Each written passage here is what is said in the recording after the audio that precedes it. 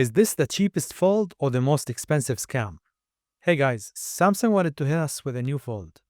This is considered the cheapest fold from Samsung, which is the Galaxy Z Flip 7 FE. I feel that Samsung made the FE category to meet with companies like Xiaomi, because this category didn't exist until Samsung felt the threat from Xiaomi.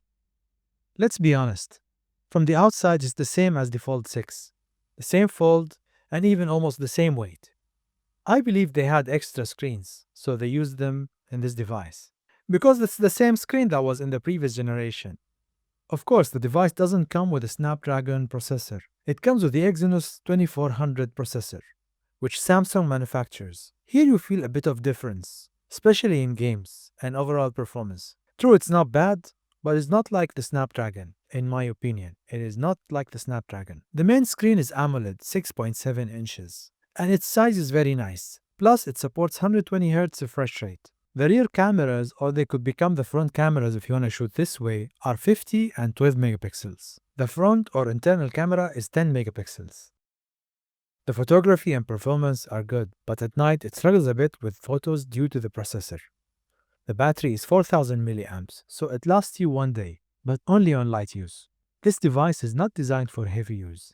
Inside the box there's no charger, just a cable, and this is considered a weak point from Samsung. The RAM on this device is 8GB. And the device I have has 256GB of storage. There's another variant with 128GB. The device weight is 187 grams. You feel its weight is solid and dense because they used every space available inside to be able to put the battery and put the processor. The upper part is where you feel the heat. You will feel it in this part, whereas the lower part stays cool. The price of the FE starts at $899, which is $200 cheaper than the regular 7 version. This device is made for people who want the Fold experience but don't want to pay a crazy amount of money for the Fold. If you want a nice look, a decent camera, and modest performance, this is your suitable device.